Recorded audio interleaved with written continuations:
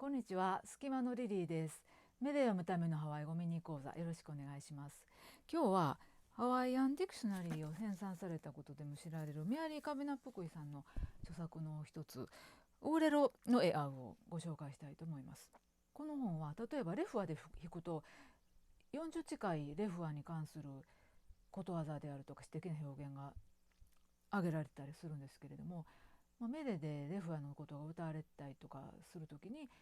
ハワイの人たちはレフアのことをどんなふうに感じてどんなふうにハワイ語で表現してきたのかなっていうようなことが、この本を調べると分かるという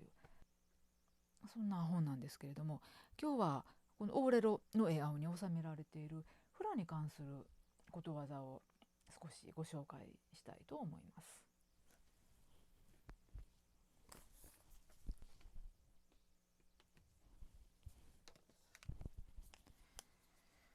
コヒのカリマヘレのカマカ、どういうことかというと、カリマはハンドのことですけれど、ノは何々のためのです。なのでノカリマで手のためのなんですけれども、コヒは指し示すという意味です。で手のためのとくると、このコヒは指し示すというよりも指し示す場所と考えた方がいいんですね。なのでこのコヒには冠詞はついてませんが、これは形とかですね、定冠詞がついてもいいぐらいの意味合いだと考えると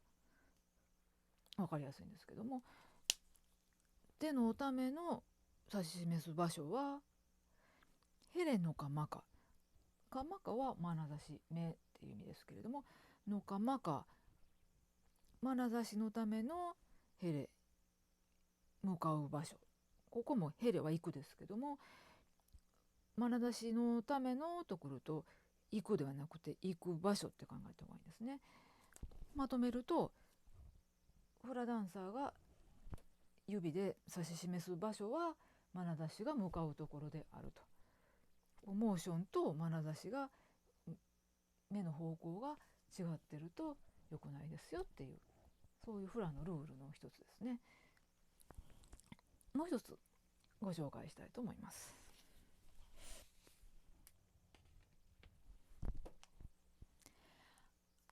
あいかフラ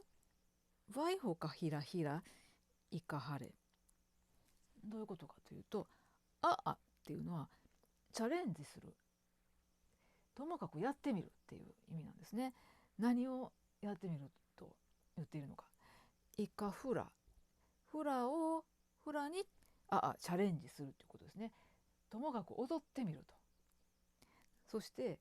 ワイホかひらひら、ワイホっていうのは置いてくるという意味です。かひらひらは恥ずかしいとか、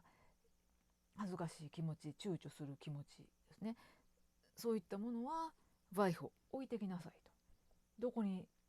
置いてきなさいと言ってるのかというと、イカハレ、お家に置いてきなさいと。でフラを踊る状況になったらともかく踊ってみることと、そんな意味なんですけれども、私も思い返してみると、フラを習いたての頃はどうしてフラなんか習ったんだろうって思うくらい人前で踊ることが恥ずかしくって、なかなか踊ることが楽しめなかった時期もあったんですけれども、ハワイの人たちもこういうことをことわざにしてるっていうのがなんか面白いなと思ってご紹介してみました。ここでポイントは、イカフラに挑戦する、フラをあえてやってみるという時のこの「い」は目的語を表してるんですけれども、ワイホかひらひら、ひらひらを